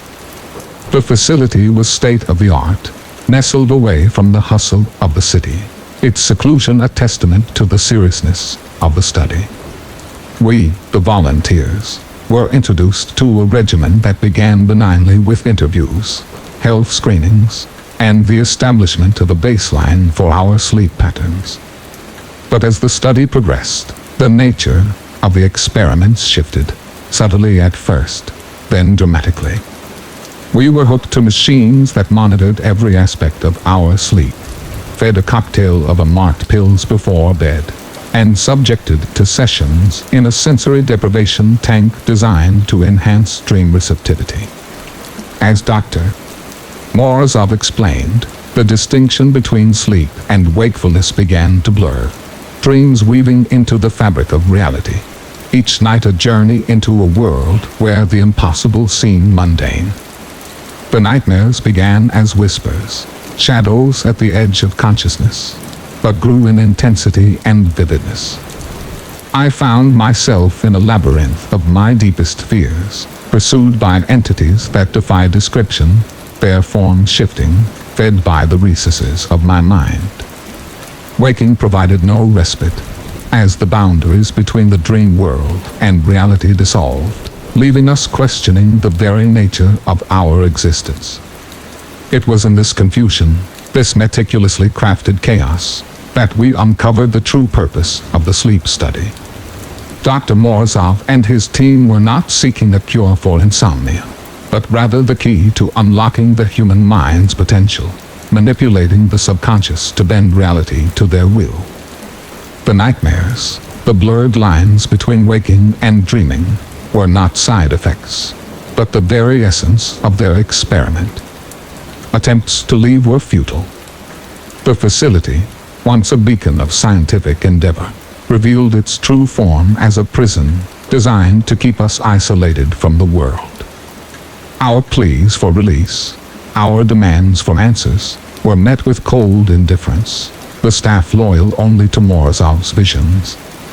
In the depths of despair, a spark of rebellion ignited among us. If our minds were the key to Morozov's experiment, they were also the weapon we could wield against him. United by our plight, we began to explore the depths of our shared nightmare, seeking cracks in the facade of the reality constructed to contain us. Our journey was a descent into collective subconscious, a battle waged on the terrain of our own fears and desires. It was here, in the heart of darkness, that we found the strength to manipulate the dream, to turn the nightmare against its creators. Preserving the newfound control over the dream realm, we orchestrated our escape. The plan was audacious, rooted in the understanding that if we could not distinguish between dream and reality, perhaps we could manipulate this ambiguity to our advantage. One by one, we began to lucid dream, a skill honed from the relentless nights of terror. We turned the tables, creating inconsistencies within the meticulously controlled environment Morozov had constructed for doors that led to nowhere, clocks that ran backward, walls that whispered secrets, each anomaly a crack in the facade of Morozov's reality. The climax of our rebellion was as surreal as the study itself, a dream within a dream where we confronted Morozov, not in the physical world, but on the battleground of the subconscious. The confrontation was a maelstrom of wills, our collective desire for freedom clashing with his singular vision of control. In the end, it was Morozov's hubris that led to his downfall, believing he could dominate the dreamscape unchallenged. He was unprepared for our unified resistance. Versatility, once a prison of our minds, collapsed inward, the dream shattering around him, freeing us from the chains of his ambition. Waking from the final dream was a rebirth. The facility, devoid of the staff and the oppressive air of control, was silent. Morozov and his team were gone, vanished as if they were part of the nightmare we had escaped.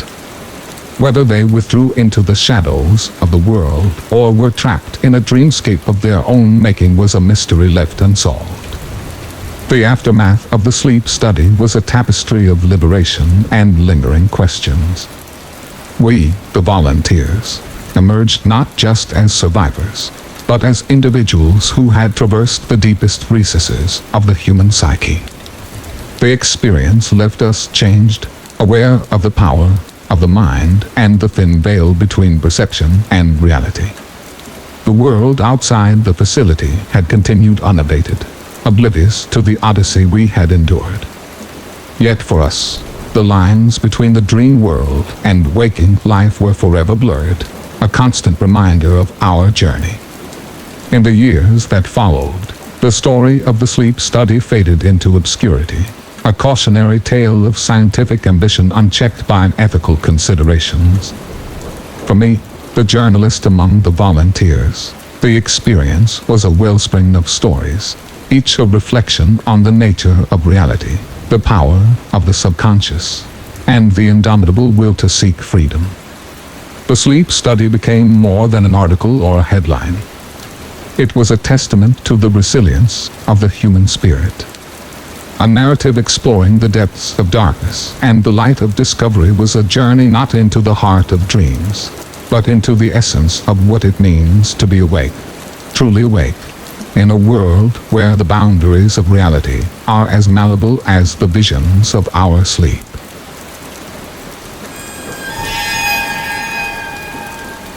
Story 19.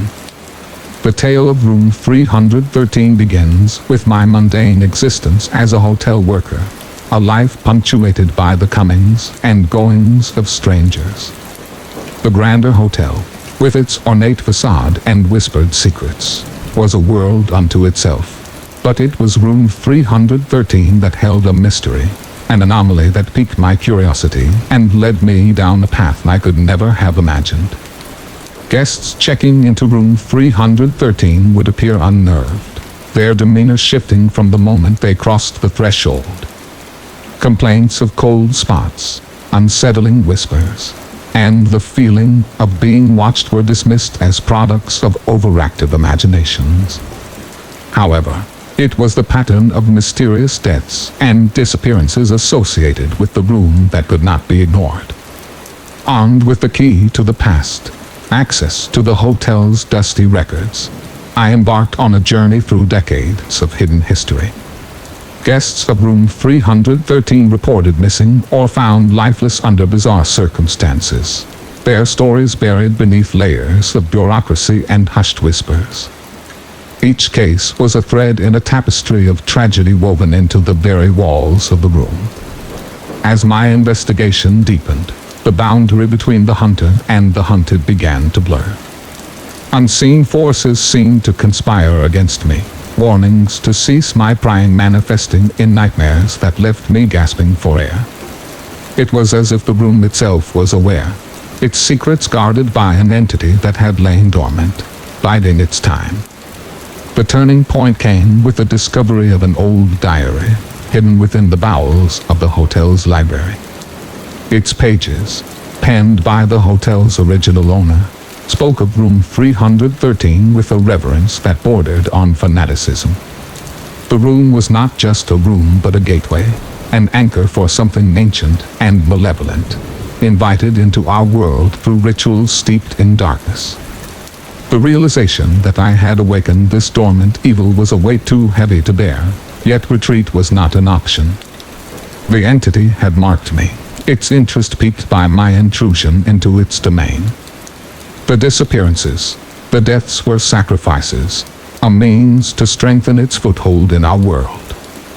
Armed with knowledge and a desperate resolve, I sought to sever the connection, to close the gateway and banish the entity back to the shadows from whence it came. The confrontation was inevitable, a clash of wills in the confines of room 313, where the veil between worlds was thinnest. The battle was waged in darkness, a struggle not just for my life but for the souls ensnared by the room's malevolent grasp. Ancient incantations gleaned from the diary became my weapons, each word a blow against the darkness.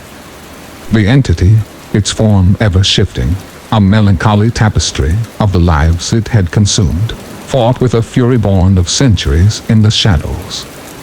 In the end, as dawn's first light breached the horizon, silence fell upon room 313. The entity, its presence extinguished, left behind nothing but the echo of its rage. The room, once a gateway to unimaginable horror, was now just a room, its secrets sealed once more. As for me, the ordeal left its mark, a reminder of the thin line between curiosity and recklessness. Room 313 remains a part of the Grandeur Hotel, a monument to the unseen battles fought within its walls. The records of the mysterious deaths and disappearances have been laid to rest, their stories a warning to those who might follow in my footsteps. The tale of room 313, a nexus of unexplained phenomena, and the setting for a battle against an ancient evil, concludes with the room sealed, its secrets locked away. But the scars remain, a testament to the price of unveiling the darkness that lurks in the corners of our world. Thank you for listening, and I wish you good health. Don't forget to subscribe to the channel to support us. Thank you very much.